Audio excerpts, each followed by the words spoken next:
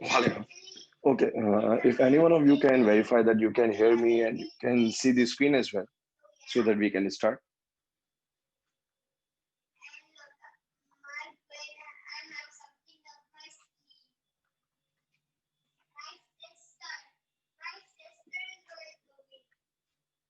Yes, just right now. Assalamu alaikum, sir. One, sir. Yes, sir. I see in this screen. ठीक, चले। अगर screen भी clear है, आप आवाज भी जो है वो सुन पा रहे हैं। Yes, sir. आपकी बात अच्छा, ठीक। अच्छा, हाँ, एक चीज ये कि आप में से हर बच्चा अपने आप को जो है वो अनम्यूट जो है वो खुद कर सकता है, क्योंकि हाँ, फिलहाल मेरे पास अभी जब मैं आपको पढ़ा रहा हूँ तो शायद हाँ, मेरे लिए अनम्यूट करना थोड़ा मुश्किल हो जाए, टाइम कंज्यूमिंग होगा मेरे लिए। तो आप में से हर बच्चा जो भी क्वेश्चन करना चाहे वो अपने आप को खुद जो है वो अनम्यूट करके जो है वो क्वेश्चन बिल्कुल कर सकता है। देखिए, लास्ट टाइम हम बात कर रहे थे करंट इलेक्ट्रिसिटी की, और जहां तक मुझे याद पड़ता है हमने करंट इलेक्ट्रिसिटी में ओम्स लॉ का जिक्र कर दिया था। हमने ओम्स लॉ के बाद कुछ ग्राफ की बातें की, हमने रेजिस्टेंस ऑफ अ कंडक्टर का जो है वो जिक्र कर दिया था, और सबसे आखिर में, अगर मुझे गलत याद नहीं पड़ता, तो हमने जो है वो temperature effect of temperature on resistance का जिक्र कर दिया था। ठीक है, अगर एक दफा आपको दिखा भी दूं तो ये वो सारा काम है जो हम लास्ट टाइम कर चुके हैं। ठीक, कि effect of temperature on resistance क्या होगा। ठीक, अब यहीं से जो है वो बात को आगे बढ़ाएंगे। देखिए, पहली बात तो ये कि अगर आपको लास्ट टाइम वाली आखिरी इक्वेशन याद है, तो वो आखिरी इक्वेशन हमारे पास क्या थी? वो आखिरी इक्वेशन ये थी कि resistance at temperature T is equal to R nought one plus alpha delta T. अब शायद आपको याद आ जाए कि इस इक्वेशन में जो आर नॉट था, इस आर नॉट का मैंने खास मतलब बताया था। क्या किसी के जहन में मौजूद है कि आर नॉट का जो है वो खास मतलब क्या था? यानी आर नॉट जो है वो किस टेम्परेचर पे निकाला जाता है?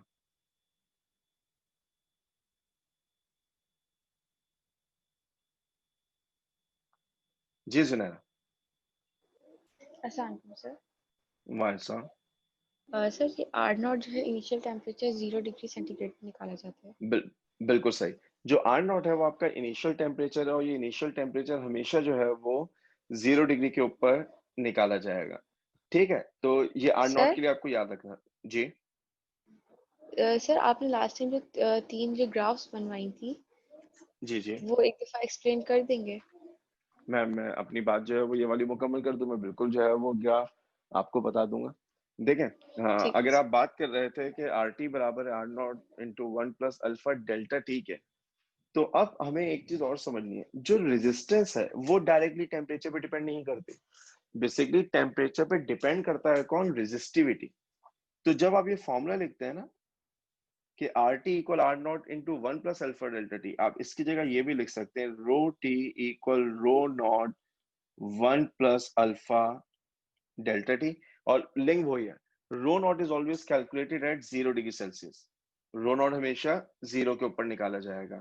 इसलिए मैंने खासतौर पे बात कही थी कि जब भी आप ये फॉर्मूला लाएंगे R equal rho L over A, ये जो फॉर्मूला आप लगाते हैं, इस फॉर्मूले की खास बात क्या है? R equal rho L over A. इस फॉर्मूले से जो भी आर आप निकालने वाले हैं वो बेसिकली आर नहीं होगा, वो क्या होगा? आर नॉट होगा। तो कभी भी अगर क्वेश्चन में आपसे कहा जाए ना find resistance at 30 degree Celsius और 50 degree Celsius and you are going to use R equal to L over, तो वहां से हमेशा आर नॉट आएगा। उस आर नॉट के बाद आप आर टी कैसे निकालते हैं, that is another question that we will surely see. तो लास्ट टाइम हमने यहाँ तक बात अपनी जो है वो कर ली थी। फिर मैंने जो है वो तीन ग्राफ बनाए थे। अगर मैं बगैर देखे कि लास्ट टाइम हमने क्या किया था, तीनों ग्राफ ड्रॉ करूं, एक ही के ऊपर कर देता हूँ, बाद आपको जो है वो वाजे हो जाएगी। फर्स्ट कर लें, यहाँ पर वोल्टेज है, यहाँ पर करंट है। एक ऐसा कंडक्टर जो ओम्स लॉ को ओबे करता है। ओम्स लॉ को ओबे करने का मतलब है उसके लिए आर को कांस्टेंट रहना चाहिए। तो जो ग्राफ होगा, इस ग्राफ की शक्ल जो है वो एक स्ट्रेट लाइन होगी। इस कंडक्टर को हम कह देते हैं क्या? Ohmic conductor. ओमिक कंडक्टर एक ऐसा कंडक्टर है जिसके लिए आर कांस्टेंट है, क्योंकि आपको याद होना चाहिए कि वोल्टेज करंट ग्राफ के अंदर जब आप बात करते हैं ग्रेडियंट की या स्लोप की, तो वो स्लोप या ग्रेडियंट रेजिस्टेंस होता है। अगर स्ट्रेट लाइन है तो ग्रेडियंट चेंज नहीं होगा। अगर ग्रेडियंट चेंज नहीं होगा तो इसका मतलब रेजिस्टेंस कांस्टेंट है। अब अगर ये एक बल्ब है, तो क्या होगा, एक बल्ब की सूरत में शुरू में तो ओम्स लॉ ओबे होगा, बाद में ये ग्राफ कर्व होगा और ये कर्व होके कहाँ जाएगा, वोल्टेज एक्सिस की तरफ। ये ग्राफ जो है वो कर्व होगा और कर्व होके कहाँ जाएगा, वोल्टेज एक्सिस की तरफ। क्यों? क्योंकि ये ग्राफ जो ब्लू कलर से बना हुआ है ये एक बल्ब को शो कर रहा है और आपको नजर आ रहा है कि स्लोप जो है वो बढ़ रहा है। स्लोप बढ़ने की पहचान क्या होती है, ग्राफ वाई एक्सिस की तरफ जाएगा। स्लोप बढ़ रहा है इसका मतलब रेजिस्टेंस बढ़ रही है। इस रेड वाले ग्राफ के लिए मैं कह सकता हूं आर जो है वो क्या है, कांस्टेंट है। ठीक। फिर हमने कहा था कि एक खास नाम का कंडक्टर होता है जिसे आप थर्मिस्टर का नाम देता है। थर्मिस्टर की सूरत में ये ग्राफ इस तरफ बैंड होगा। क्यों? यहाँ पर आपके पास स्लोप की वैल्यू कम हो रही है, यानी रेजिस्टेंस की वैल्यू कम हो रही है। ये केस आपके पास किसका बन जाएगा, थर्मिस्टर का। ठीक। हाँ, हाँ, मैंने आपको ये तीनों बातें जो है वो हाँ लास्ट टाइम जो है वो बता दी थी।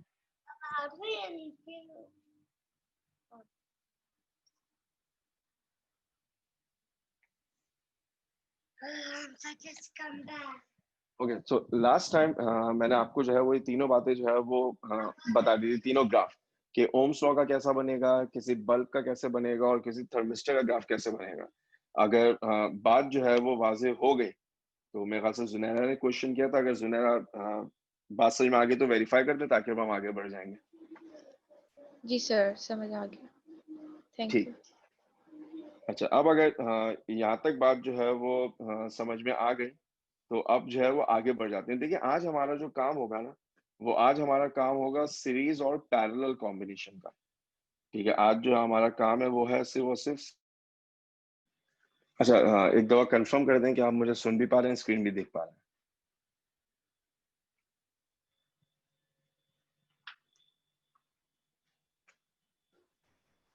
जी सर, आपकी स्क्रीन भी क्लियर है, आपकी आवाज़ भी। ठीक है, मैं एक दफा दोबारा याद दिला दूं कि आप में से हर बच्चा अपने आप को खुद जो है वो अनम्यूट कर सकता है, तो आप जब कुछ पूछना चाहें आप बिल्कुल जो है वो पूछ सकते हैं। अच्छा देखिए, अब हम बात करते हैं सीरीज और पैरेलल कॉम्बिनेशन की। देखिए अगर मैं शुरू करूं सीरीज कॉम्बिनेशन से, टॉपिक अच्छा टॉपिक है, एमसीक्यूज के हवाले से तो बहुत ही अच्छा। अगर आप बात करते थे सीरीज कॉम्बिनेशन की, तो सीरीज कॉम्बिनेशन में हम क्या कहते हैं, सीरीज कॉम्बिनेशन में हम ये कहते हैं कि हमारे पास लेट से तीन रेजिस्टेंसेस हैं, R1, R2, R3। मैंने क्या किया, इन तीनों को एक दूसरे के साथ सीरीज में कनेक्ट किया। सीरीज का मतलब होता है one after another. Series का मतलब है वन आफ्टर एन अदर। अच्छा, सीरीज कॉम्बिनेशन में क्योंकि करंट के फ्लो करने का एक ही रास्ता है, लिहाजा सब में करंट सेम रहता है। तो सीरीज के कैरेक्टरिस्टिक क्या है, I will remain the same, यानी तीनों के अंदर करंट की वैल्यू क्या रहेगी, सेम। अलबत्ता जो वोल्टेज है, क्योंकि अब कोई भी रजिस्टर सेल से जो है वो डायरेक्टली कनेक्टेड नहीं है, क्योंकि कोई भी रजिस्टर जो है वो सेल से डायरेक्टली कनेक्टेड नहीं है, इसका मतलब है जो वोल्टेज है वो वोल्टेज डिवाइड हो जाएगा। और वो वोल्टेज डिवाइड होगा एज पर रेजिस्टेंस। जिसकी रेजिस्टेंस ज्यादा होगी उसके लिए वोल्टेज की वैल्यू ज्यादा होगी। तो मैं क्या लिखूंगा, वी विल डिवाइड, और विद इन ब्रैकेट लिख देता हूँ, V is directly proportional to R। जिसके लिए वोल्टेज ज्यादा, जिसके लिए रेजिस्टेंस ज्यादा, उसके लिए वोल्टेज ज्यादा है। लिहाजा अब यहाँ जब वोल्टेज डिवाइड होगा तो वो वोल्टेज जो R1 के लिए है वो V1 है, जो R2 के लिए है वो V2 है, और जो R3 के लिए है वो V3 है। इसका मतलब ये हुआ कि V is equal to V1 plus V2 plus V3, क्योंकि टोटल वोल्टेज तीन हिस्सों में डिवाइड हो जाएगा। अगर मैं ओम्स लॉ अप्लाई करूं तो मैं अल्टीमेटली जिस रिलेशन पे पहुंचने वाला हूं वो रिलेशन को इस तरह होगा कि R is equal to R1 plus R2 plus R3। यानी सीरीज कॉम्बिनेशन में अगर आज आप इक्विवेलेंट निकालना चाहते हैं तो all you need to do just add all the three resistances directly. ठीक। अच्छा, इस डायरेक्ट एडिशन का एंड रिजल्ट क्या होता है कि जब आप इक्विवेलेंट देखेंगे तो वो इक्विवेलेंट R ग्रेटर होगा किससे, largest value of R in combination. क्या मतलब हुआ, इसका मतलब ये हुआ कि फर्ज करें मैं आपसे कहूं कि मेरे पास तीन रजिस्टर्स हैं, 2 ओम, 6 ओम, 15 ओम। अगर आप इक्विवेलेंट निकालें तो आप करेंगे 2 + 6 + 15 और इसका मतलब गालिबन बन जाएगा 23 ohms। अब आप देख सकते हैं जो 23 है वो ग्रेटर है 15। Why 15? Because 15 is the largest value in the circuit, right? So series combination में हमें ये रूल याद रखना है कि सीरीज कॉम्बिनेशन में जो इक्विवेलेंट होगा वो लार्जेस्ट से भी ज्यादा आना चाहिए। अच्छा, इसके बाद क्योंकि in series combination there is only one path for the flow of current, in series combination there is only one path for the flow of electric current। इसका मतलब ये हुआ कि अगर कोई एक भी रेजिस्टेंस आउट ऑफ ऑर्डर हो गई, let's say R1 R2 R3 में से कोई एक भी बर्न आउट हो जाती है, एक जल जाती है, तो बाकी दो भी जो है वो करंट को कंडक्ट नहीं करेंगे। तो इसका मतलब है कि if one of the resistor is out of order, the entire circuit will stop conducting any kind of current। अच्छा, ये जो सीरीज कॉम्बिनेशन है ना, इसी सीरीज कॉम्बिनेशन को हम एक नाम और भी दे सकते हैं और वो है क्या? वोल्टेज डिवाइडर सर्किट, क्योंकि सीरीज कॉम्बिनेशन में वोल्टेज क्या होगा? डिवाइड होगा। अच्छा, अब अगर पैरेलल पढ़ने से पहले मैं सीरीज का एक आध कोई हल्का सा न्यूमेरिकल आपको सॉल्व करवाऊं, तो देखिए फर्स्ट क्या है कि मेरे पास केस ऐसा हो, 1 2 3 2 ओम 4 ओम 4 ओम। अब कोई आपसे कहे कि आप जो है वो बल्कि और आसान कर लेते हैं, सिर्फ 2 रेजिस्टेंस रख लेते हैं ताकि आपको जो है वो मुश्किल ना हो। और ये टोटल वोल्टेज है लेट्स से 10 वोल्ट। अब अगर कोई जी, तो आप लोगों ने कहां तक की बात सुन ली थी?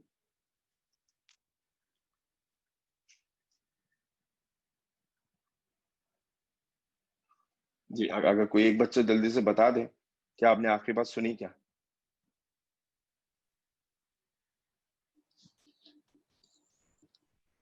सर 5 तक सुनी थी।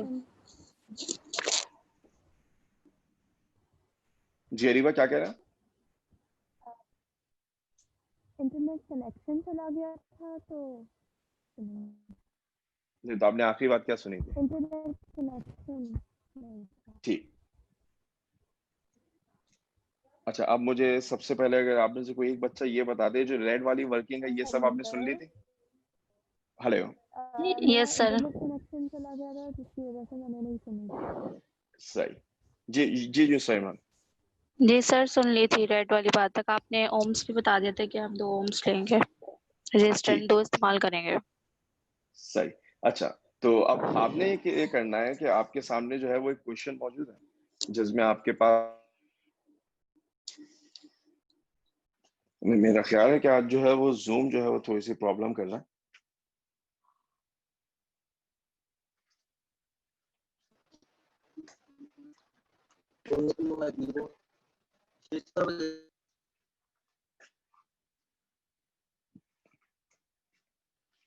हेलो,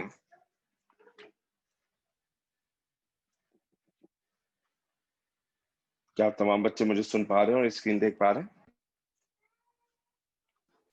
जी सर। Yes sir. ठीक है, तो यस सर। जल्दी से क्वेश्चन सॉल्व करने, जैसे ही आंसर आ जाए मुझे बिल्कुल बता दीजिए। Yes sir.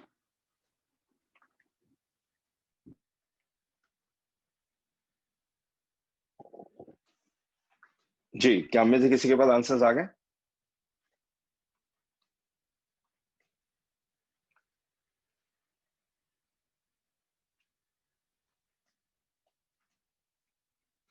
जी गौसिया नदी। अस्सलाम वालेकुम सर। वालेकुम।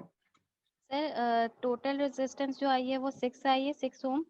और ठीक है। बाकी करंट जो आया है वो 1.6 आया है। क्योंकि ये सीरीज में है तो करंट जो होगा वो सब में एक ही जैसा सेम ठीक। जाएगा। और ठीक है। जो V1 जो निकली है वो 3.2 वोल्ट निकली है। और V2 जो निकली है वो 6.4 वोल्ट निकली है। चले ठीक। अच्छा, अब वैसे आप में से कितने बच्चों के पास यही आंसर्स आ रहे हैं? अगर आपसे हैंड रेस करके मुझे बता दें।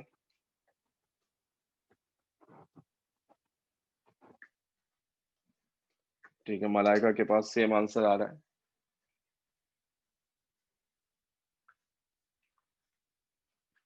जुनैया के पास सेम आंसर आ रहा है। चले ठीक।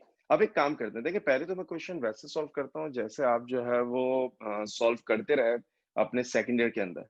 फिर हम देखेंगे कि इन न्यूमेरिकल को सॉल्व करने का एक आसान तरीका क्या हो सकता है। देखिए पहली बात ये कि अगर आप इस क्वेश्चन को सॉल्व करते हो उस तरीके से जैसे आप इंटर में करते रहे, तो आप क्या करते हैं, आप कहते हैं सीरीज कॉम्बिनेशन है, it will be R1 plus R2, that will be 2 plus 4, it will give you 6 ohm। फिर आप कहते हैं I बराबर होगा V over R के, V कितना है 10, R कितना है 6। तो इसका आंसर आपके पास जो है वो कितना आ रहा था, 1.66 के करीब जो है वो कुछ आ रहा होगा, और ये हो जाएगा आपके पास 1.6 एम्पियर। फिर आपने कहा क्योंकि सीरीज कॉम्बिनेशन है, सीरीज में करंट सेम रहता है, यानी I1 should be equal to I2, it should be equal to I, that is 1.6 ampere. अब अगर मैं V1 निकालना चाहूं तो वो होगा I1 R1। I1 का मतलब क्या है 1.6, R1 मेरे पास कितना है 2, तो मेरे पास आंसर आ जाएगा 3.2 वोल्ट। और जब मैं निकालूंगा V2 तो वो होगा I2 R2, इसका मतलब होगा 1.6 इंटू 4, जिसका मतलब क्या बन जाएगा 6.4 वोल्ट। ठीक, अच्छा आइडियली इन दोनों का सम जो है वो आपके पास 10 आना चाहिए, क्योंकि जो करंट आपने निकाला है ना 1.6, वो बेसिकली मेरे ख्याल से आप उसे 1.7 भी ले सकते थे। और आप उसे क्यों 1.7 ले सकते थे, आप उसे 1.7 इसलिए ले सकते थे क्योंकि जब आप ये डिवाइड करेंगे ना, ये रिकरिंग डेसिमल बनेगा। अगर मुझे गलत मैं कैलकुलेट नहीं कर रहा, रिकरिंग का मतलब है 1.6666, जिसको आप 1.7 भी ले सकते थे, शायद ज्यादा बेहतर आंसर आपके पास आते हैं। क्योंकि जब सीरीज कॉम्बिनेशन में वोल्टेज डिवाइड हुआ है, तो सीरीज कॉम्बिनेशन में वोल्टेज डिवाइड होने पर जो सम आएगा वो टोटल वोल्टेज के बराबर आएगा। ठीक है, जो सम आपके पास आएगा वो सम जो है वो total voltage of the battery के बराबर आएगा। यहाँ पर जो है वो तकरीबन 0.4 वोल्ट का फर्क आपको नजर आ रहा होगा। रीजन मैंने आपको बता दिया कि वो फर्क आपको इसलिए नजर आ रहा है कि जिस करंट को आपने 1.6 लिया है उसकी ज्यादा बेहतर जो अप्रोक्सीमेशन है वो 1.7 होनी चाहिए। अच्छा, ये तो क्वेश्चन आपने वैसे सॉल्व किया जैसे आप करते रहे। एप्टीट्यूड में क्योंकि हमारा काम जो है वो क्वेश्चन को सिर्फ सॉल्व करने नहीं होगा, हमारे पास तो सिर्फ अगर सोल्यूशन डायरेक्ट आंसर आ जाए इवन बगैर सॉल्व किए हुए, तो वो भी हमारे लिए जो है वो मोर देन इनफ है। तो अब ये आंसर जो है वो डायरेक्टली निकाले कैसे जाएंगे, इस बात को समझें। देखिए एक तरीका तो आप इस्तेमाल कर सकते हैं रेशियो एंड प्रोपोर्शन। अगर आप बच्चों की अरिथमेटिक अच्छी है तो रेशियो एंड प्रोपोर्शन से क्या मुराद है, रेशियो एंड प्रोपोर्शन से मुराद है कि आप दोनों रेजिस्टेंसेस को देखें, 2 ओम और 4 ओम का रेशियो क्या बनेगा 1:2। अगर इनका रेशियो जो है वो 1:2 बनता है, तो इनका रेशियो जो है वो 1:2 बनने का मतलब है कि जो वोल्टेज है वो भी 1:2 के रेशियो में डिवाइड होगा। अच्छा, 1:2 को इस रेशियो को सिर्फ समझ लें, क्योंकि आप सारे जो है वो एमकेड वाले हैं, तो मैं थोड़ी सी जो है वो वजाहत कर देता हूँ कि ये जो रेशियो होता है ना, जब आप कहते हैं 1:2, इसका मतलब क्या होता है। 1:2 रेशियो का मतलब ये होता है कि टोटल 3 पार्ट्स बनेंगे। 1:2 का मतलब होता है टोटल 3 पार्ट्स बनेंगे, एक पार्ट एक तरफ होगा और 2 दूसरी तरफ होंगे। तो आसान तरीका क्या है, 10 को 3 से डिवाइड कर दें, 3.3 आंसर आता है। यानी जब 10 के 3 हिस्से बनेंगे तो हर हिस्सा 3.3 का होगा। तो एक हिस्सा एक तरफ जाएगा, 2 हिस्से 2 तरफ जाएंगे, तो आप डायरेक्टली निकाल लेंगे कि ये 3.33 और ये 6.66 है। ठीक, आप रेशियो एंड प्रोपोर्शन से डायरेक्टली सॉल्व करके आंसर निकाल सकते हैं। आप में से कितने बच्चे ऐसे हैं जो इस रेशियो प्रोपोर्शन वाली बात को समझ पा रहे हैं? सिर्फ अपने हैंड रेस करके भी अगर आप बता देंगे तो मुझे पता चल जाएगा। चले, एक्सीलेंट। आप में से मेरे ख्याल से काफी सारे बच्चे जो है वो इस बात को समझ पाए कि मैं समझाना क्या चाह रहा हूँ। ठीक है, अब दूसरी बात देखिए, अगर आपको जो है वो ये वाली बात जो है वो समझ में आ गई, जस्ट अ मिनट। अगर आपको जो है वो ये वाली बात समझ में आ गई कि रेशियो और प्रोपोर्शन इस्तेमाल कैसे करना है, अगर रेजिस्टेंसेस 1:2 के रेशियो में है, तो 1:2 का मतलब ये हो जाएगा कि आपके पास 3 हिस्से बनेंगे, एक पार्ट की वैल्यू निकालना है, तो एक तरफ जाएगा, 2 दूसरी तरफ जाएंगे। अच्छा, इसको अगर आप इस तरह ना सॉल्व करना चाहें तो एक तरीका और भी है। आप क्या करें, आप ये कहेंगे कि एक पार्ट एक तरफ है, कितनों में से, 3 में से, किसका, टोटल का। यानी ये इक्वेशन ऐसे भी लिखी जा सकती है 1/3 into 10, this will give you 3.33. और दूसरा क्या होगा?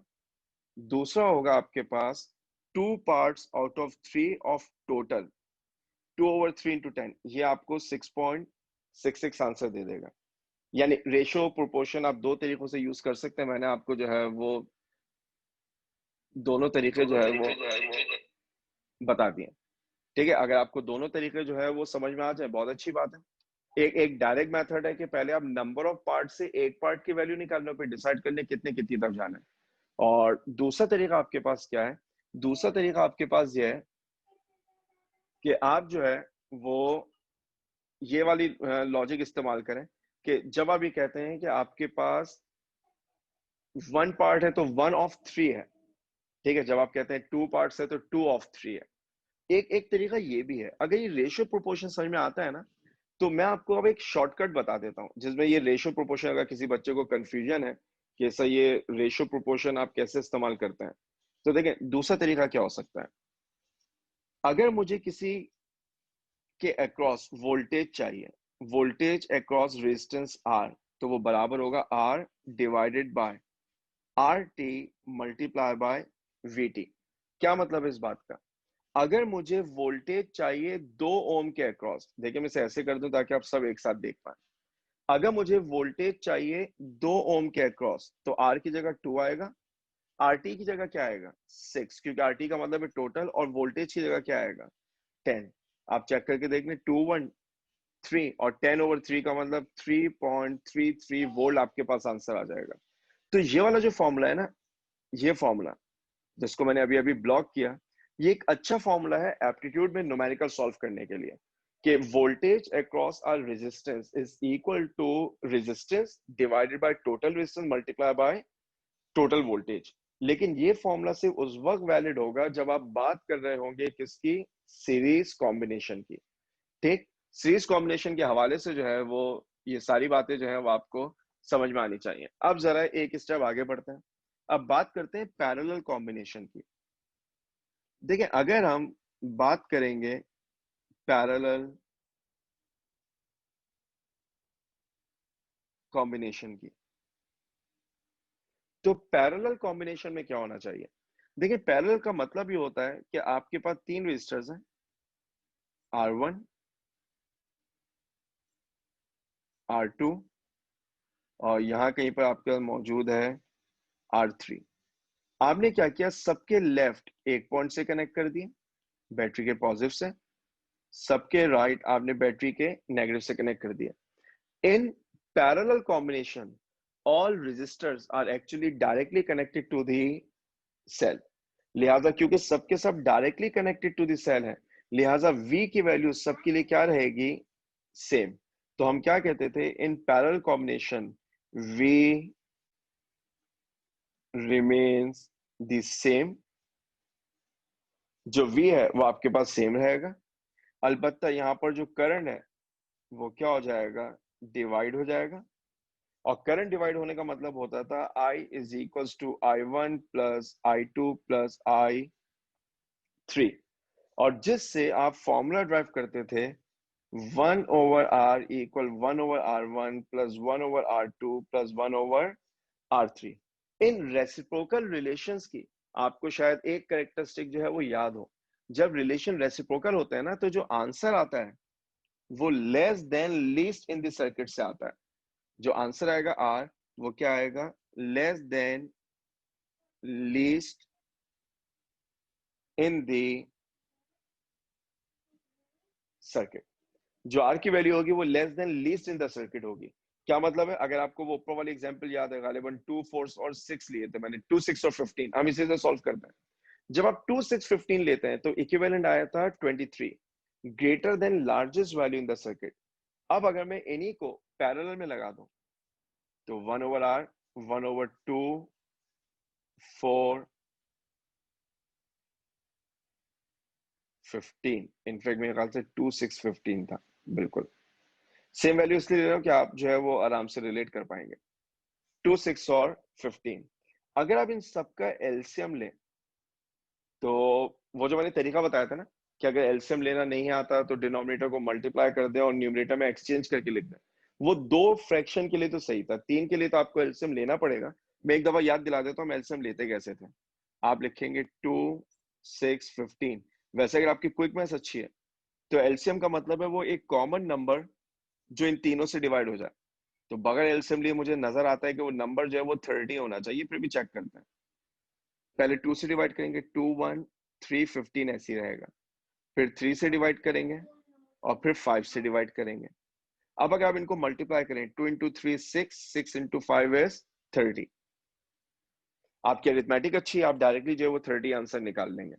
अब 30 को 2 से डिवाइड करेंगे 15 आएगा, 30 को 6 से डिवाइड करेंगे 5 आ जाएगा, और 30 को 15 से डिवाइड करेंगे तो 2 आ जाएगा। अगले स्टेप में ये बनेगा 22/30, दिस इज 1/r। तो r की वैल्यू क्या बन जाएगी, 30/22। इसको सॉल्व करने की कोशिश करते हैं। अगर आप इसको सॉल्व करें तो ये बनेगा 15/11, क्योंकि मैंने 2 से जो है वो डिवाइड कर दिया है। अच्छा, अब इसके बाद मैं एक अप्रोक्सीमेशन कर सकता हूँ। अप्रोक्सीमेशन क्या है, मैं कहूँ कि अगर ये नीचे 12 लिखा होता तो इसका आंसर 5/4 आता, और 5/4 का मतलब 1.25 होता है। ठीक है, 5/4 का मतलब 1.25 है, क्योंकि ये 11 है। तो मेरा आंसर जो है वो 1.25 से थोड़ा सा क्या आना चाहिए, ज्यादा आना चाहिए। मेरा आंसर जो है वो 1.25 से थोड़ा सा ज्यादा आना चाहिए। तो मैं क्या कर सकता हूँ, मैं अप्रोक्सीमेट कर सकता हूँ कि वो जो है वो 1.3 या 1.4 के बराबर होगा। क्योंकि आप एमसीक्यू सॉल्व कर रहे हैं तो obviously you will be having options. आपको ये जुल्म तो नहीं करेगा कि आपको ऑप्शन दे 1.31, 1.35, 1.36। इतने क्लोज ऑप्शन दे दिए तो फिर तो ये किस्मत है, क्योंकि बगैर कैलकुलेटर के इतना प्रिसाइज कैलकुलेट करना एक टाइम कंज्यूमिंग है, और अगर आप तुक्का लगाएंगे तो फिर वो किस्मत आ जाएगी। वो आपको ऑप्शन देंगे बड़ी डाइवर्स किस्म के। वो ऑप्शंस में लेट से दे दें आपको 1.36 ओम, 1.36, 1.96, 1.1 एंड 2। तो अब देखें इसमें 1.3 जो है वो मेरा नियरेस्ट आंसर था। मैं 1.36 को जो है वो मार्क कर दूंगा। ठीक है, आपको नजर क्या आ रहा है कि जो इक्विवेलेंट है वो कितना है, 1.36। सर्किट की स्मॉलेस्ट वैल्यू को देखिए 2, ये 1.36 उससे भी क्या आ गया, छोटा आ गया। 1.36 इज लेस देन 2 ओम। तो पैरेलल में जो इक्विवेलेंट आएगा वो स्मॉलेस्ट इन द सर्किट से भी छोटा आएगा। अच्छा, क्योंकि पैरेलल में आपके पास मल्टीपल पाथ्स हैं for the flow of electric current. अगर कोई एक रेजिस्टेंस भी आउट ऑफ ऑर्डर हो जाए तो बाकी सर्किट के ऊपर जो है वो कोई फर्क नहीं पड़ता। बाकी सर्किट के ऊपर कोई फर्क नहीं पड़ता, बाकी सर्किट में से करंट जो है वो एज इट इज फ्लो करेगा। ठीक, हमें सीरीज मालूम होना चाहिए, हमें पैरेलल मालूम होना चाहिए। अच्छा, अब इन न्यूमेरिकल आ सकते हैं जो कि बेसिकली सीरीज और पैरेलल कॉम्बिनेशन का जो है वो भी कॉम्बिनेशन होंगे। फॉर एग्जांपल, अगर आपको एक सर्किट ऐसा दिया जाए,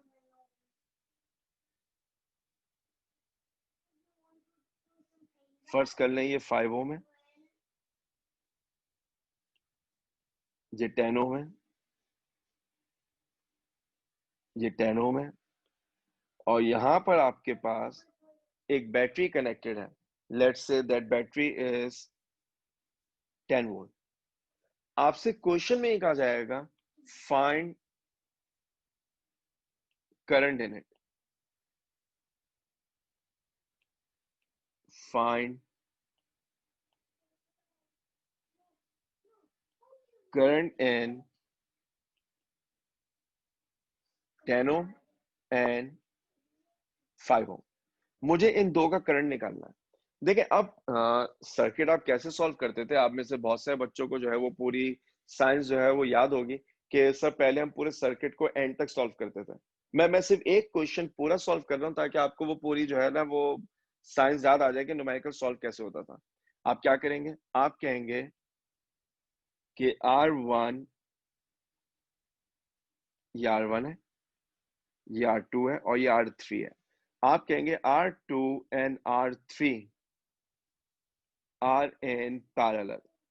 अगर ये पैरेलल में है तो इनका इक्विवेलेंट कैसे निकलेगा, 1/r equal 1/10 plus 1/10, that will become 2/10, that will become 1/5, this is 1/r। so r की वैल्यू क्या बन जाएगी, 5 ओम बन जाएगी। अच्छा, मैं न्यूमेरिकल अभी सिर्फ वैसे सॉल्व कर रहा हूँ जैसे आप सॉल्व करते थे, फिर हम देख लेंगे कि इसका जो है वो शॉर्टकट क्या हो सकता है, या इसको कम एफर्ट के साथ जो है वो आप कैसे सॉल्व कर सकते हैं। जब आपने ये काम कर लिया तो अब आपके पास सर्किट में क्या रह जाएगा, 5 ओम और ये वाला 5 ओम। यानी अब सर्किट में आपके पास दो रेजिस्टेंसेस हैं, ये R1 है जो कि 5 ओम है, इसके साथ सीरीज में R कनेक्टेड है जो भी इत्तेफाक से 5 ओम है। अब आप क्या कहेंगे, R1 and R in series. अगर ये दोनों सीरीज में है तो आप इनका इक्विवेलेंट कैसे निकालेंगे, आप इक्विवेलेंट निकालेंगे R dash R1 plus R, 5 plus 5, मेरे पास आंसर क्या आ जाएगा, 10 ओम।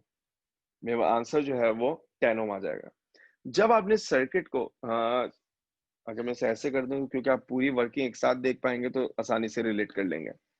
अगर मैंने R डैश की वैल्यू निकाल ली तो इसका मतलब ये हुआ कि अब मेरे पास सर्किट जो है वो सिर्फ ये रह गया, R डैश जो कि वोल्टेज सोर्स 10 वोल्ट से कनेक्टेड है। तो मुझे R डैश की वैल्यू मालूम है 10 ओम, मुझे V डैश की वैल्यू मालूम है 10 वोल्ट। मैं क्या निकाल लूंगा, करंट। कैसे, I dash will be V dash over R dash, 10 over 10, मेरे पास आंसर क्या आ जाएगा, 1 एम्पियर। जब आप यहां तक का काम कर लेते थे तो अब रिवर्स चलता था। रिवर्स चलने का मतलब है ये जो आपने I डैश निकाला है ये R डैश का है, और जो R डैश है वो R1 और R के सीरीज होने का रिजल्टेंट था। तो अब आप क्या लिखेंगे, आप कहेंगे कि I1 is equal to I and is equal to 1 ampere. तो I1 की वैल्यू जैसी आपको 1 एम्पियर मिल गई, आपका पहला अननोन आपके पास आ गया, क्योंकि हमारा जो है वो पहला अननोन क्या था, करंट थ्रू 5 ओम। तो 5 ओम का करंट मैंने ये निकाल लिया, 1 ओम। अलबत्ता वो जो 10 ओम है वहां तक जाने के लिए आप क्या करेंगे, वहां तक जाने के लिए आप कहेंगे कि I मेरे पास 1 एम्पियर है, R मेरे पास 5 ओम है। आप इससे जो है वो चेक कर सकते हैं। तो मेरे पास V की वैल्यू आ जाएगी IR जो कि 5 वोल्ट आ जाएगी। अच्छा, अब जो R था वो R रिजल्टेंट था R2 R3 का जो कि पैरेलल थे। पैरेलल में वोल्टेज सेम होता था। आप कहेंगे V2 equal V3 equal V, तो मुझे V2 मिल जाएगा कितना, 5 वोल्ट। मुझे R2 मालूम है कितना, 10 ओम। I का मतलब मेरे लिए क्या हो जाएगा, V ओवर R, तो 0.5 एम्पियर मेरे पास जो है वो आंसर आ जाएगा। ठीक, ये वो तरीका है जो आप मेरा ख्याल है कि सेकंड ईयर फिजिक्स में जो है वो बड़ी कामयाबी से यूज करते रहे। तो अब अगर आप सिर्फ अपने हैंड जो है वो रेस कर लें तो मुझे जो है वो पता चल जाएगा कितने लोगों को ये तरीका याद आ रहा है। ठीक है, ये ना समझेगा मुझे नजर नहीं आ रहा। अब मैं आपको, आप सबको जो है वो देख सकता हूँ, यानी आपके हैंड रेस होते हुए। ठीक, मेरा ख्याल है कि आधे से ज्यादा बच्चों को जो है वो समझ में आ गया। जिनको समझ में नहीं आया उनके लिए एक मुखलिसाना मशवरा ये है कि सेकंड ईयर की नोट्स और आपकी वर्किंग सारी मौजूद होगी। न्यूमेरिकल जो है वो सॉल्व जरूर करें, फिर भी ना समझ में आया आप बिल्कुल मुझसे पूछ सकते हैं। देखिए, आपने कितनी सारी वर्किंग करके जो है वो इस क्वेश्चन का आंसर निकाला है। अगर ये क्वेश्चन एप्टीट्यूड में आया और आपने इतनी वर्किंग की, तो ये तो आपने अपना वक्त जो है वो तबीयत से जाया किया। इसका मतलब है अगर एग्जाम में ये सवाल आता है तो इस सवाल को सॉल्व करने के लिए हमारे पास जो है वो कोई शॉर्टकट जो है वो होना चाहिए। अब वो शॉर्टकट क्या है, उस शॉर्टकट को समझाने के लिए मैं एक काम करता हूं, मैं इस क्वेश्चन को नीचे कॉपी कर लेता हूं ताकि हम एक साफ सुथरी स्पेस में जो है वो वर्किंग देखें।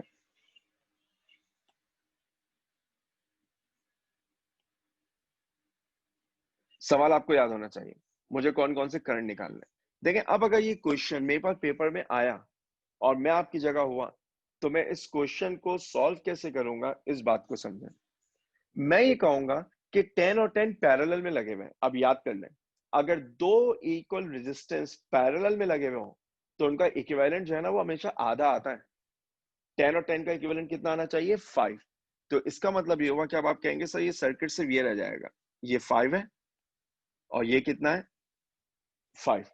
क्योंकि जब दो इक्वल रेजिस्टर्स पैरेलल में होते हैं तो उनका इक्विवेलेंट आधा होता है। फर्स्ट के लिए दोनों 5-5 होते हैं तो इक्विवेलेंट 2.5 हो जाता। अगर दोनों 15-15 होते तो इक्विवेलेंट 7.5 हो जाता। अगर दो इक्वल रेजिस्टेंस पैरेलल में लगेंगे तो उनका इक्विवेलेंट आधा हो जाएगा। अब ये दोनों जो है वो बैटरी से कनेक्टेड है 10 वोल्ट की, क्योंकि रेजिस्टेंसेस का रेशियो 1:1 का है। इसका मतलब है कि वोल्टेज जो है वो इक्वली डिवाइड हो जाएगा। इक्वली डिवाइड होने का मतलब 5:2, यानी 5 वोल्ट एंड 5 वोल्ट। दोनों के पास जो वोल्टेज आएगा वो 5 और 5 का आएगा। दोनों के पास जो वोल्टेज आएगा वो 5 का और 5 का आएगा। इसका मतलब ये हुआ कि अगर 5 और 5 का आया तो अब आपको नजर आ रहा है कि अगर ये भी 5 हो ये भी 5 है तो इसका करंट जो है वो तो आप बड़ी आसानी के साथ बता देंगे कि वो कितना आएगा, 1 एम्पियर। ठीक, और दूसरे वाले 5 का भी कितना आएगा, 1 एम्पियर।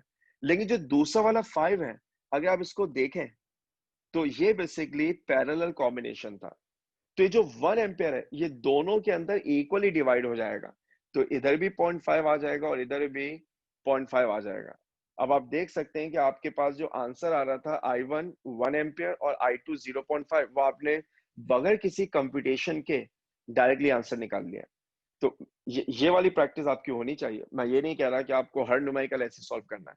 अगर न्यूमेरिकल सिंपल है जैसे कि ये सर्किट था तो आप इस तरह के शॉर्टकट जो है वो इस्तेमाल करके अपनी जिंदगी को जो है वो आसान बना सकते हैं।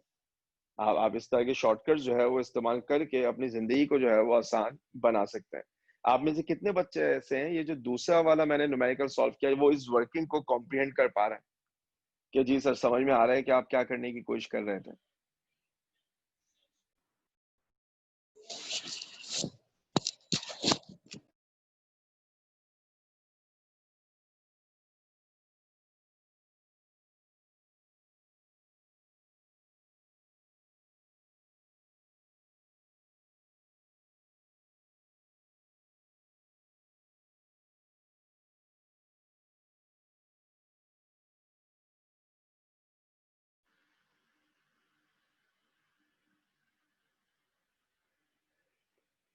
ओके, हाँ मेरा ख्याल है कि काफी सारे बच्चे ऐसे हैं जो इस बात को समझ पा रहे हैं। जिनको नहीं समझ में आ रहा मैं उनको दोबारा ये बात कहूंगा कि थोड़ी सी प्रैक्टिस करें, और अगर आप अपने सॉल्यूशंस मुझे भेजेंगे तो मैं आपको ज्यादा बेहतर गाइड कर दूंगा कि आप किस तरीके से शॉर्टकट के तहत आंसर निकाल सकते हैं। हमें सीरीज पैरेलल कॉम्बिनेशन में ये वाली बात जो है ना वो आनी चाहिए। अच्छा, अगर आप किताब के न्यूमेरिकल देखें तो मुझे याद है किताब के अंदर एक बड़ा सा सर्किट मौजूद है जो कुछ इस तरह का है।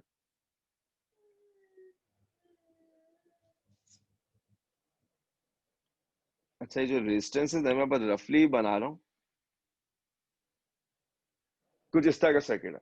फर्स्ट करना आपको सारी वैल्यूज गिवन है, 1 ओम 1 ओम 1 ओम 3 ओम 1 ओम 1 ओम 3.5 ओम 1 ओम एंड 1 ओम।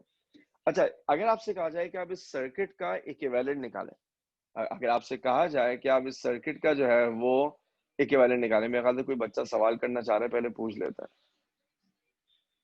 जी फरीन मलिक, अब आपका हैंड रेज है, आप कोई क्वेश्चन करना चाह रहे हैं या ये पहले से रेज है? तो मेरे ख्याल से हैंड जो है वो गलती से रेज था। वैसे आप तमाम बच्चे मुझे सुन पा रहे हैं?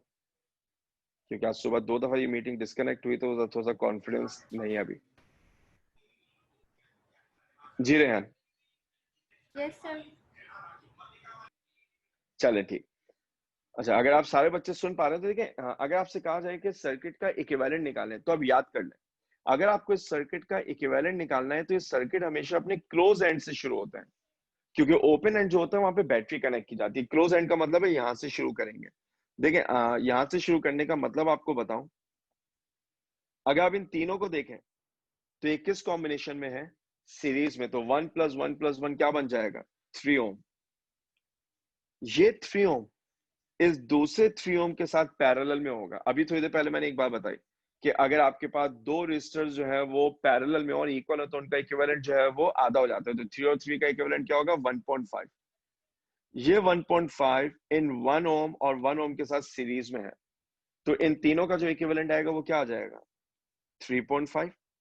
ये 3.5 दूसरे 3.5 के साथ पैरेलल में है, तो अगर आप इनका इक्विवेलेंट निकालेंगे तो वंस अगेन दो पैरेलल में है, इक्वल है, तो आधा हो जाएगा 1.75 और ये 1.75 1 और 1 के साथ जो है वो सीरीज में, तो मेरे पास आंसर आएगा 3.75 ओम। तो देखिए सर्किट देखने में बड़ा लग रहा है, लेकिन अगर आपकी अरिथमेटिक अच्छी है तो आप जो है वो आसानी जो है वो आंसर निकाल सकते हैं। अच्छा, किताब के अंदर इस तरह का सवाल मौजूद है जिसमें उन्होंने किसी एक रेजिस्टेंस का करंट भी मांगा है, तो प्रैक्टिस जरूर कर लीजिएगा। वैसे मैं बिलीव नहीं करता कि इतना बड़ा न्यूमेरिकल एप्टीट्यूड में आए, लेकिन एप्टीट्यूड में कुछ भी आ सकता है। तो हम कोई भी चीज इस अजम्पशन पे नहीं छोड़ सकते कि ये पेपर में नहीं आएगी। इससे मैं कोशिश कर रहा हूँ कि ये जो थोड़े बड़े न्यूमेरिकल है इनको भी थोड़ा सा आपको जो है वो रिव्यू करा दूं कि सॉल्व कैसे होता है। देखिए सीरीज पैरेलल कॉम्बिनेशन के बाद आपने इस चैप्टर के अंदर जो अगला टॉपिक पढ़ा, वो अगला टॉपिक था बेसिकली जूल्स लॉ। अच्छा, जूल्स लॉ कोई ऐसी चीज नहीं जो आपने ऑब्जर्व ना की हो। जूल्स लॉ बड़ी आसान सी ऑब्जर्वेशन है, और वो ऑब्जर्वेशन क्या है, every current produces heating effect. जब कंडक्टर में से करंट पास होता है, तो अगर मैं थोड़ा सा इस तरीके से समझाऊं कि कंडक्टर में से करंट पास करने के लिए वोल्टेज प्रोवाइड करना है। वोल्टेज का मतलब होता है जूल्स पर कूलम, यानी बैटरी इलेक्ट्रॉन्स को एनर्जी प्रोवाइड करती है, क्योंकि इलेक्ट्रॉन्स कंडक्टर का हिस्सा है। जब आप इलेक्ट्रॉन को एनर्जी प्रोवाइड कर रहे हैं तो इसका मतलब आप कंडक्टर को एनर्जी प्रोवाइड कर रहे हैं। वो एनर्जी इलेक्ट्रॉन को मूव करवाती है, लेकिन ड्यूरिंग मोशन इलेक्ट्रॉन एटम से कोलाइड करते हैं, due to collision heat energy generate होती है। तभी हम कहते हैं कि करंट प्रोड्यूसेस हीटिंग इफेक्ट। अब इस जूल्स लॉ की बुनियाद पर बहुत सारी इलेक्ट्रिकल अप्लायंसेस जो है वो काम करती हैं। मुझे बड़ी खुशी होगी कि अगर आप में से कुछ बच्चे मुझे एग्जांपल दें कि सर ये डिवाइस जूल्स लॉ के ऊपर काम करती है। तो कोई डिवाइसेस ध्यान में है जो जूल्स लॉ के ऊपर काम करती हो?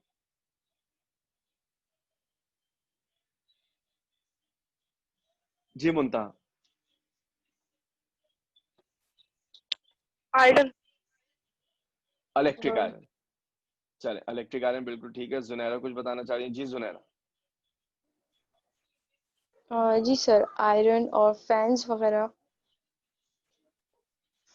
फैन फैन से हम कहाँ हीटिंग लेते हैं? फैन तो हम कूलिंग के लिए यूज कर रहे होते हैं ना। नहीं, बट वो गर्म तो अगर हो जाते हैं ना। अच्छा सही, ठीक, हाँ फैन जो है वो गर्म हो जाता है, तो वो उसमें जूल्स तो है बिल्कुल। मेरी इंटेंशन असल में ये थी कि वो डिवाइसेस जिनका मकसद ही हीटिंग प्रोड्यूस करना है, लेकिन फैन हीटअप होता है। भारत, मैंने कहा हर करंट हीटिंग का इफेक्ट प्रोड्यूस करता है। मैं बहुत सारे नाम आपको बता सकता हूँ जो मेरे जहन में है। For example toaster. जब टोस्टर के अंदर आप स्लाइस डालते हैं तो देखिए वो जो कॉइल है वो रेड हॉट हो जाते हैं। क्यों रेड हॉट हो जाते हैं? Because joules law, heating effect. आपने जो है वो लाइटर्स देखे होंगे जो गाड़ियों के अंदर मौजूद होते हैं, या वो जो कियोस्क या वो जो छोटे छोटे केबिन और खोखे जो है वो रोड के ऊपर होते हैं, उन पे वो लाइटर होते हैं कि आप स्विच ऑन करेंगे तो जो स्प्रिंग है वो रेड हॉट हो जाएगा। ठीक है, शायद बॉयज जो है वो ज्यादा बेहतर इस बात को जो है वो समझ पाए। इसी तरीके से जो हेयर ड्रायर होता है, ठीक है, मैंने वो लाइटर वाली एग्जांपल दे दी थी, हेयर ड्रायर वाली शायद अब गर्ल्स जो है वो समझ पाएंगे कि जो हेयर ड्रायर्स होते हैं कि आप उनका फ्रंट देखें तो उसके अंदर जो है वो कॉइल्स मौजूद होते हैं। वो कॉइल रेड हॉट नहीं होते वरना सब डर जाए, लेकिन जो हेयर ड्रायर से हवा आती है वो गर्म होती है। इसका मतलब वो कॉइल जो है वो हीटअप हो जाते हैं। ठीक है, इसी इसी तरीके से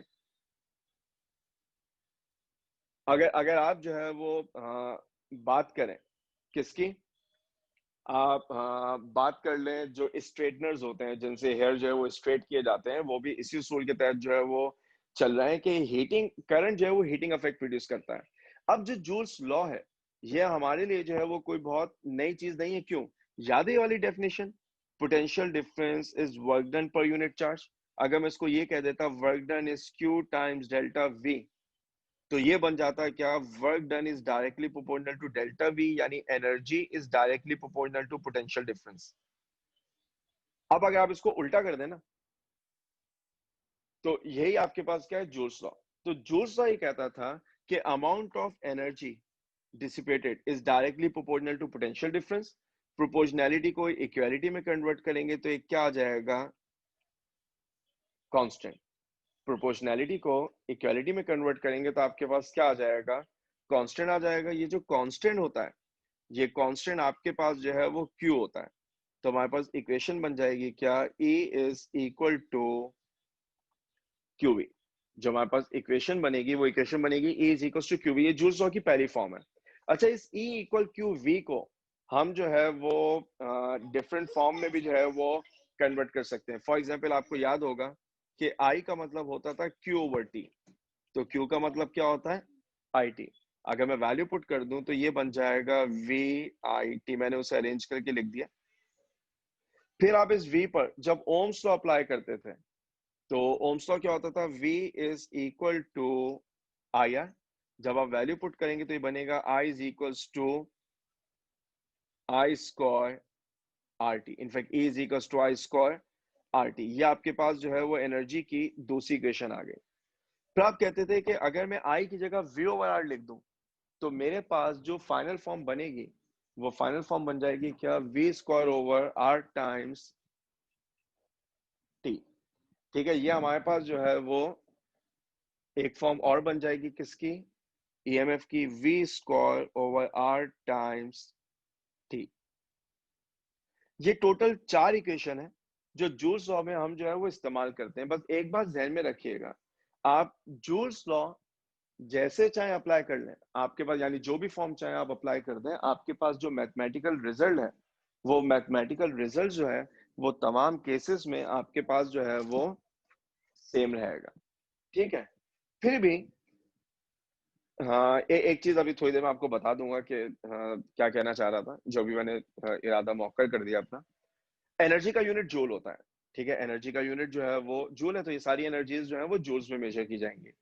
अच्छा, एक टर्म आप पढ़ा करते थे पावर। पावर का मतलब होता था रेट ऑफ एनर्जी, एनर्जी पर यूनिट चार्ज।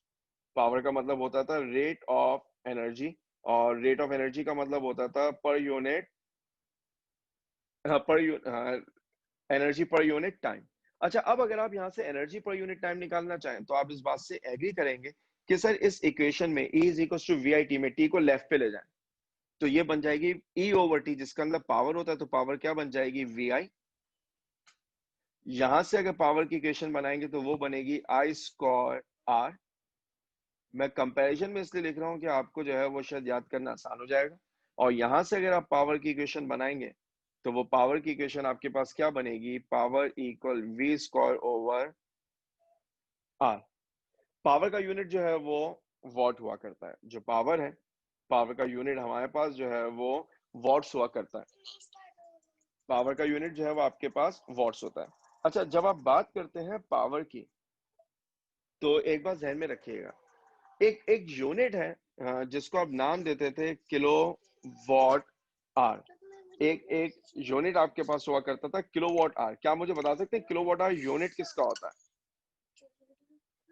क्या किलो वॉट आर पावर का यूनिट है या किलो वॉट आर जो है वो एनर्जी का यूनिट है? अगर कोई बच्चा बता दे तो फिर हम जल्दी से आगे बढ़ जाएंगे। सर पावर का। पावर का, क्योंकि मेजॉरिटी को जो है वो ये वॉट देख के ऐसा लगता है ये पावर का यूनिट है। अगर आप का यूनिट है। एनर्जी का यूनिट है, अगर आप किलो वॉट आर का इक्विवेलेंट देखें किसके बराबर है, तो किलो का मतलब होता है 1000, वॉट्स का मतलब होता है जूल्स पर सेकंड, आर का मतलब होता है 3600 सेकंड। सेकंड से सेकंड क्या हो जाएगा, कैंसिल।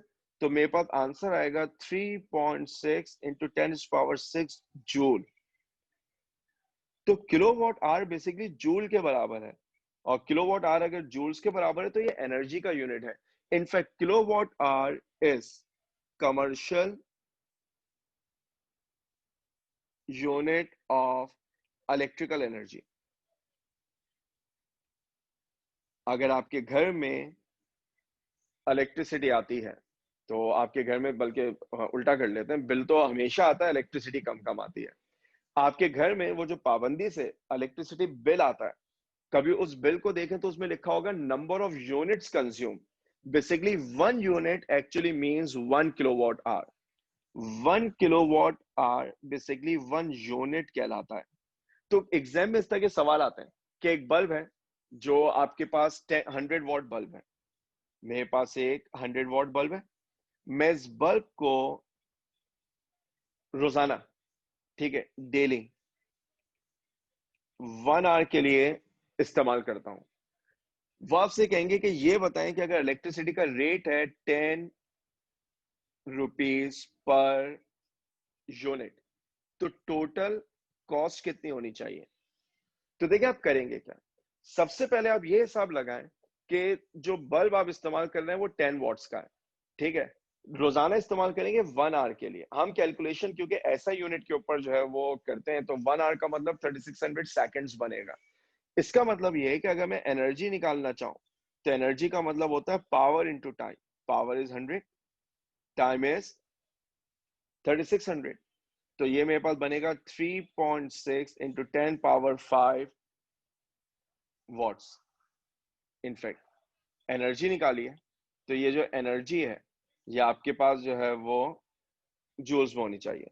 जो एनर्जी आपने निकाली है वो आपके पास जो है वो जूल्स में आ जाएगी। ये मेरे पास एनर्जी आ गई। अब ये जो एनर्जी है ये तो आपने डेली निकाली है ना, कि आप एक दिन में इतना इस्तेमाल करना है। बात हो रही है मंथ की। तो फिजिक्स में जब वो बात करेंगे ना 1 मंथ, तो उससे मुराद जो है वो 30 डेज लिए जाते हैं।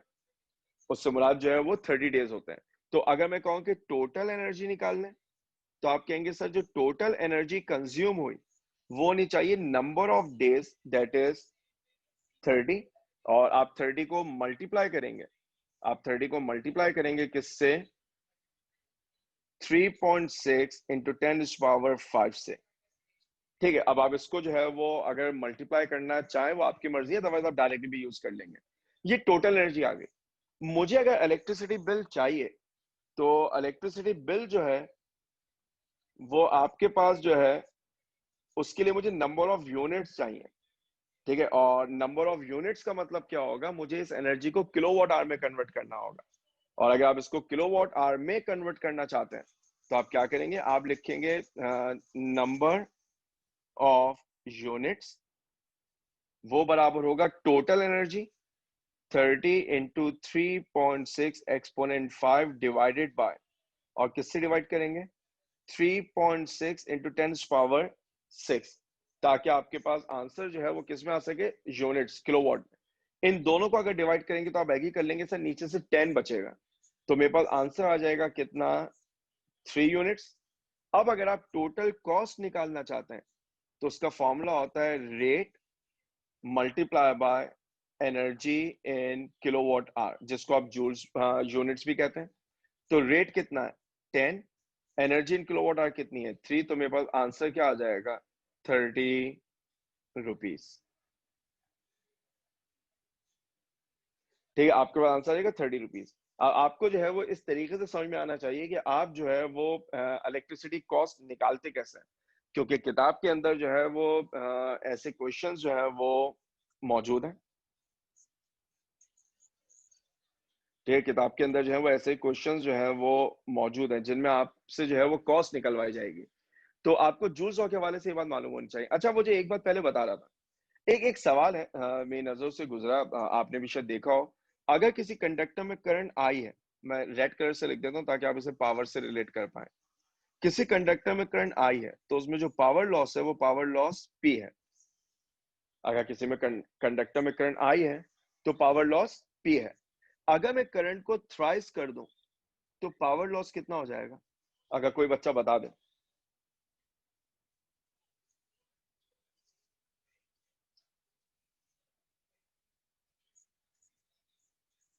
जी, मेरा क्वेश्चन ये है कि अगर कंडक्टर में करंट आई है तो पावर लॉस P है। अगर कंडक्टर में करंट 3I हो जाए तो पावर लॉस कितना हो जाएगा?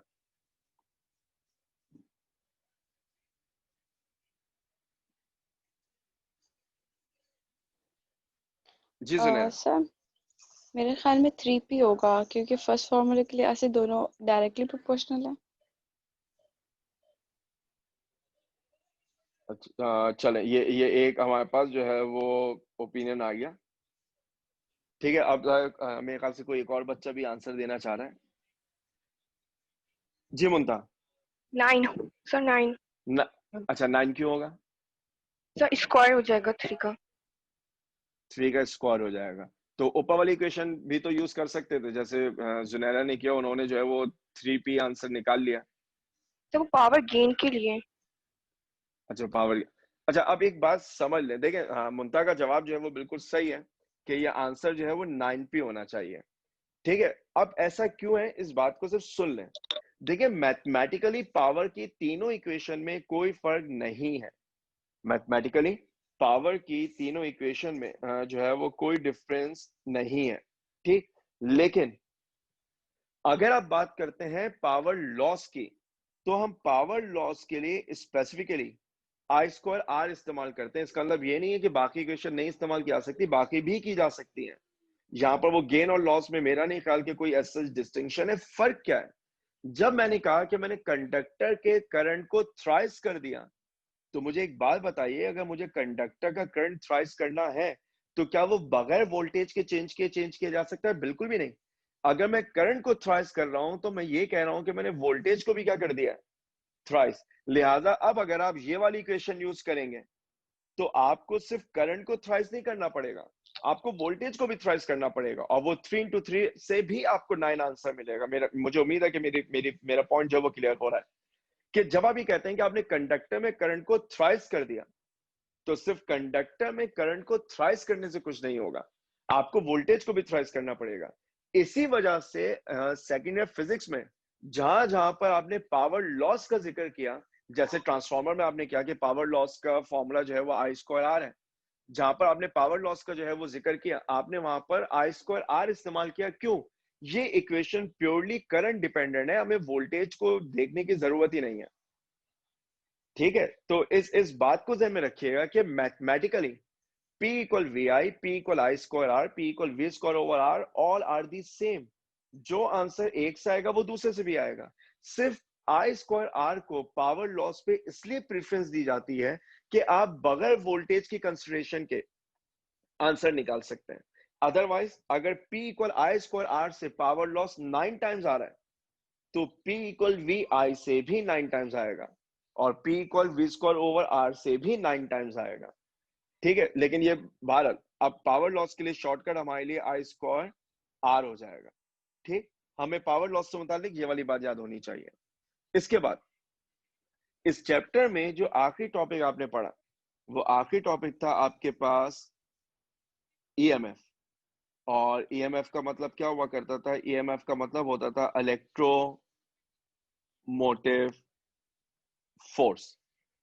अच्छा, अब यहाँ पर एक छोटी सी बात सुन लें। देखिए, जब आप जुमला इस्तेमाल करते हैं ना इलेक्ट्रोमोटिव फोर्स, तो नाम से तो ये फोर्स लग रही है लेकिन फोर्स है नहीं। क्यों? क्योंकि ईएमएफ जो होता है वो वोल्ट्स में होता है, और अगर आप वोल्ट्स की बात करें तो वोल्ट्स जो है वो जूल्स पर कूलम है, यानी ये एनर्जी पर यूनिट चार्ज है, ये फोर्स नहीं है। तो ईएमएफ को ईएमएफ क्यों कहते हैं? देखिए, मैकेनिक्स के अंदर अगर आप किसी बॉडी को मूव करवाना चाहें ना, आपको फोर्स की जरूरत होती है। अनफॉर्चुनेटली आप मुझे देख नहीं पा रहे, वरना मैं आपको ज्यादा बेहतर समझा देता, वैसे आप सुन के भी समझ लेंगे। अगर आज कोई ऑब्जेक्ट कहीं पे रखा हुआ और आप चाहते हैं वो ऑब्जेक्ट मूव करे, तो आपको उसे पुश करना पड़ेगा, ठीक है, यानी फोर्स से आप उसे मूव करवा देंगे। लेकिन अगर ऑब्जेक्ट रखा हुआ और आप उसको सिर्फ एनर्जी देते रहे, आपने उसके ऊपर एक बड़ा सा जो है वो लाइट बल्ब लगा दिया कि उसको एनर्जी मिल जाए, ऑब्जेक्ट कभी मूव नहीं करेगा। क्योंकि मैकेनिक्स के अंदर वो एजेंट जो ऑब्जेक्ट को मूव करवाता है, वो एजेंट एनर्जी नहीं होती, वो फोर्स होती है। यानी फोर्स का काम है बॉडीज को मूव करवाना, क्योंकि सर्किट्स के अंदर वोल्टेज यानी जूल्स पर कूलम इलेक्ट्रॉन को एक डायरेक्शन में मूव करवाने के लिए रिस्पॉन्सिबल है। यानी इस एनर्जी का बिहेवियर या नेट इफेक्ट वो ही है जो मैकेनिक्स में फोर्स का होता है। लिहाजा आपने इस एनर्जी को फोर्स का नाम दे दिया, electromotive force, the force that will cause electron to move in this circuit. बस ये ध्यान में रखिएगा कि ईएमएफ फोर्स नहीं होती, ईएमएफ एनर्जी होती है। अब ये ईएमएफ है क्या? फर्ज करें मेरे पास एक सेल है,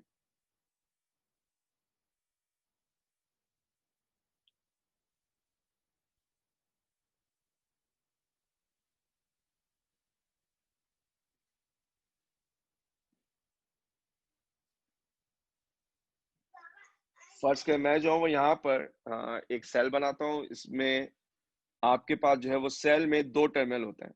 शायद जब तक ये बना रहा हूँ आपको याद दिलाऊं कि वो सेल क्या होता था। सेल एक डिवाइस थी जो केमिकल एनर्जी को कन्वर्ट करता था किसके अंदर? इलेक्ट्रिकल एनर्जी में। सेल के अंदर 2 इलेक्ट्रोड्स होती थी, एक सेल का पॉजिटिव टर्मिनल बनता था, एक सेल का नेगेटिव टर्मिनल बनता था। हर सेल के अंदर कोई ना कोई इलेक्ट्रोलाइट मौजूद होता है, हर सेल के अंदर कोई ना कोई इलेक्ट्रोलाइट है। अच्छा, इलेक्ट्रोलाइट जो है वो कंडक्टर है, इलेक्ट्रोलाइट जो है वो कंडक्टर है। अच्छा, जितने भी कंडक्टर्स होते हैं उन तमाम कंडक्टर की जो है वो आपके पास रेजिस्टेंस जरूर होती है। जितने भी आपके पास कंडक्टर होते हैं उन कंडक्टर की आपके पास रेजिस्टेंस जरूर होती है। तो ये जो इलेक्ट्रोलाइट आप इस्तेमाल करते हैं, इस इलेक्ट्रोलाइट की भी अपनी एक रेजिस्टेंस होती है, जिस रेजिस्टेंस को हम नाम दे देते हैं किसका, स्मॉल आर का। अच्छा, जब आप इस सेल को एक्सटर्नल सर्किट से कनेक्ट करेंगे,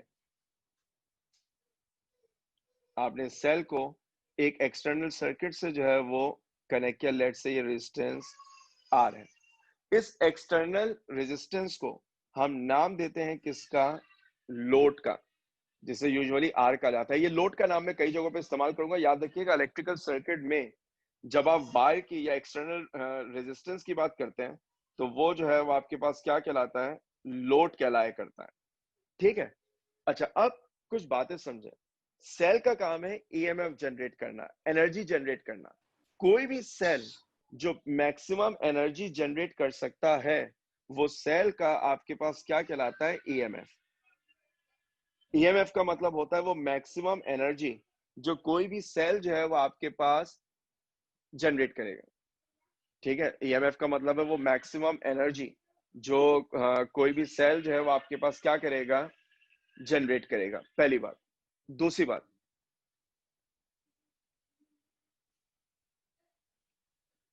अब क्या होगा, ये जो एनर्जी है, ये जो वोल्टेज है, ये सारा एक्सटर्नल रेजिस्टेंस को नहीं मिलेगा।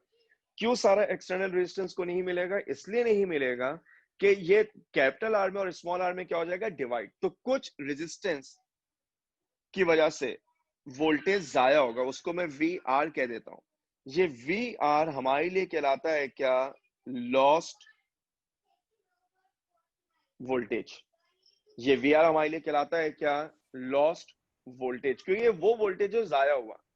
एक वोल्टेज वो है जो आर के अक्रॉस आएगा। ये जो वी है ये हमारे लिए कहलाता है क्या, टर्मिनल पोटेंशियल डिफरेंस।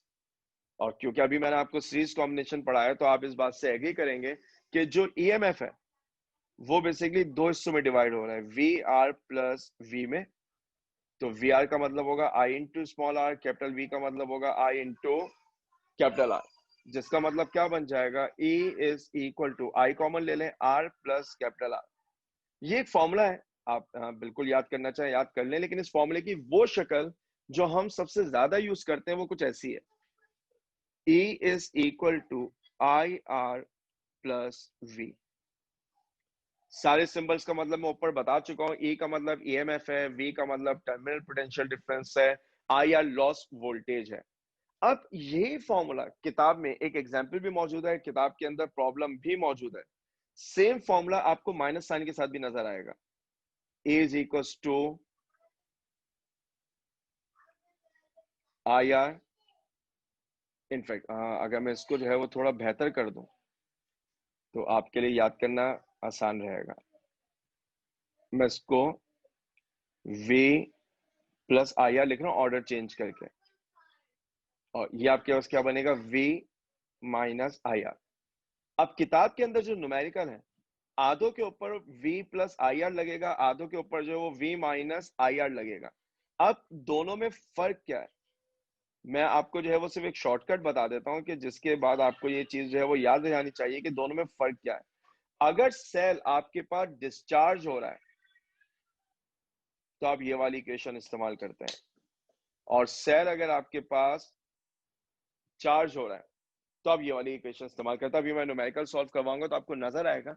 डिस्चार्ज होने का मतलब है cell is the source of energy और ये प्रोवाइड करेगा, और डिस्चार्ज होने का मतलब है कि cell is basically recipient of energy. Cell जो है वो एनर्जी एब्जॉर्ब करेगा।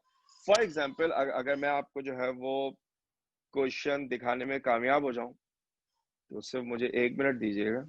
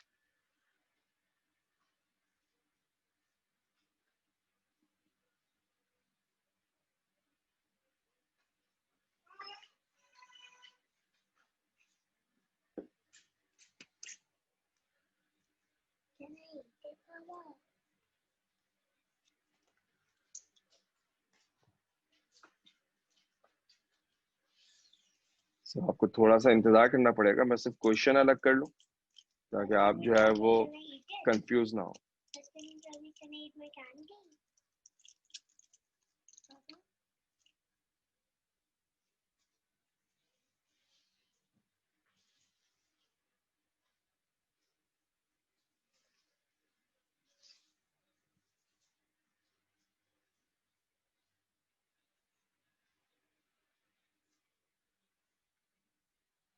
सर मेरा ख्याल है कि अब आप सारे बच्चे जो हैं वो क्वेश्चन देख पा रहे हैं। देखिए दोनों क्वेश्चन की लैंग्वेज के फर्क को समझिए। पहले में आपसे क्या कह रहे हैं, a source of इनफैक्ट दूसरे में a source of what potential difference is needed to charge a battery। देखिए जब उन्होंने जुमला इस्तेमाल किया चार्ज, तो आपको याद आना चाहिए V माइनस आई आर इस्तेमाल होगा, ठीक है, V माइनस आई आर इस्तेमाल होगा। और अगर आप पहला देखें, a battery of EMF 24 volt is connected to 10 ohm load, यानी अब आपको दोनों क्वेश्चन में फर्क नजर आना चाहिए। जब आपकी रेजिस्टेंस एक्सटर्नल लोड से कनेक्टेड है तो वो डिस्चार्ज हो रही है, और जब आपकी रेजिस्टेंस जो है वो चार्ज करने की बात हो रही होगी तो वो अलग से आपको बताएंगे। तो इन दोनों पे अलग अलग फॉर्मूला लगना। आप देखें क्वेश्चन सॉल्व कैसे होगा। अब बैटरी ऑफ EMF 24 वोल्ट, ये EMF हो गया, कनेक्टेड टू 10 एम लोड, ये 10 ओम आर हो गया, 2.2 एम्पियर इज करंट। मुझे चाहिए इंटरनल रेजिस्टेंस यानी स्मॉल आर, और मुझे चाहिए terminal voltage V।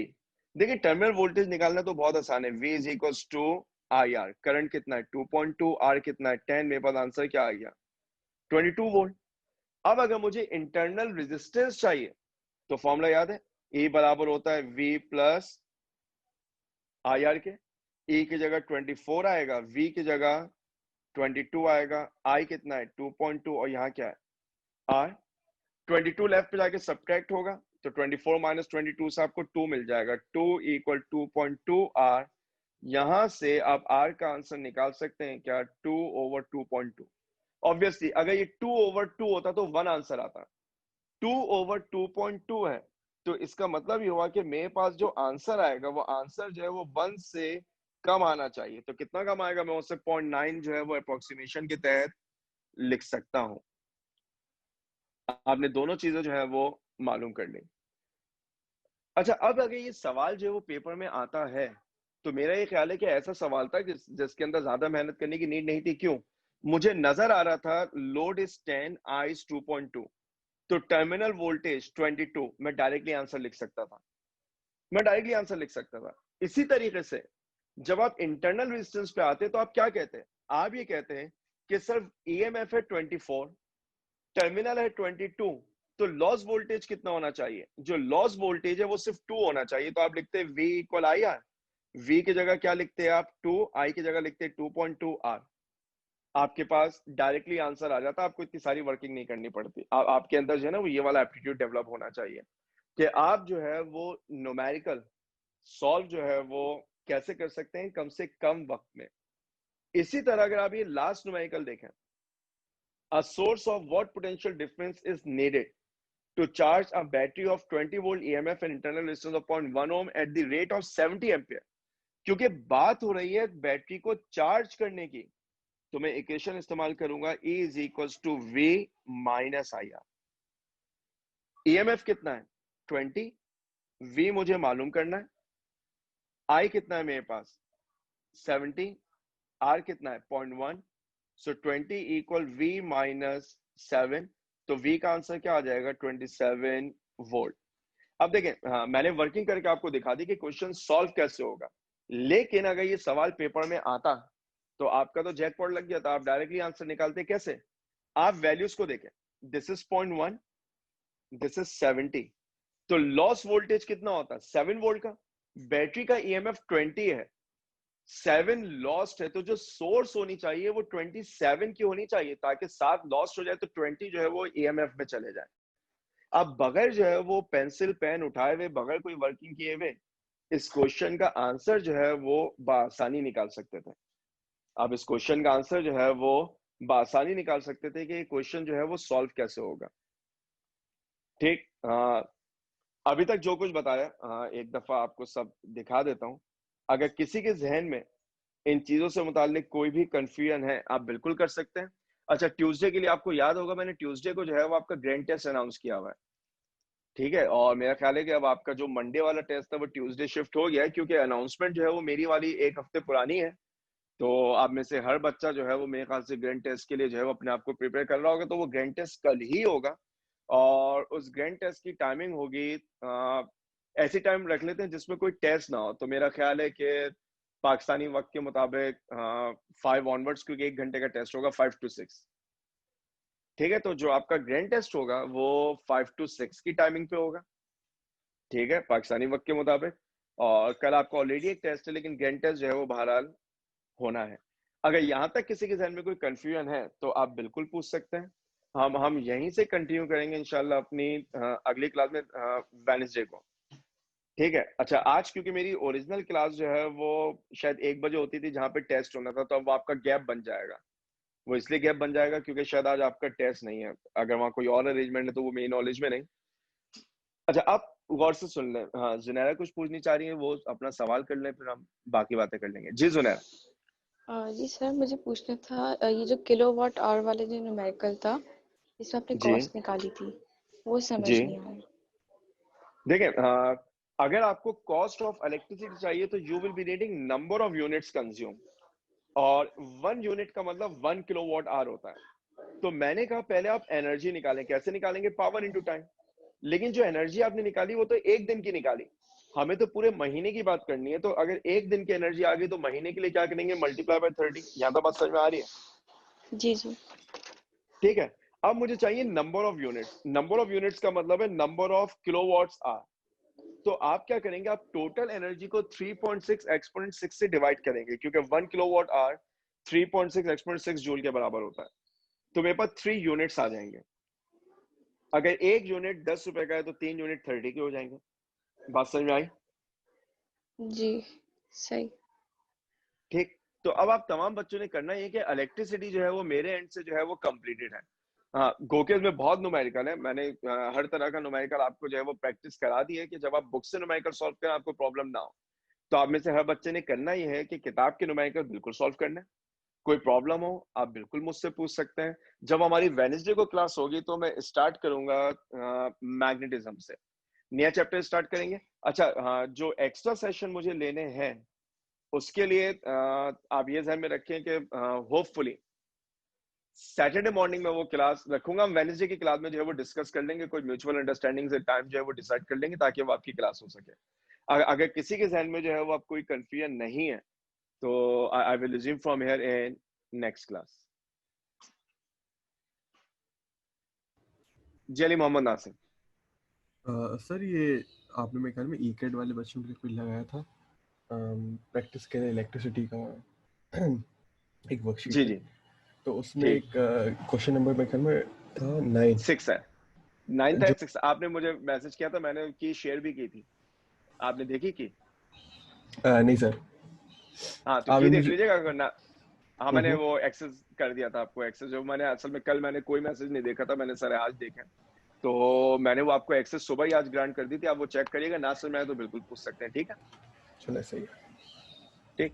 So I will resume from here in next class.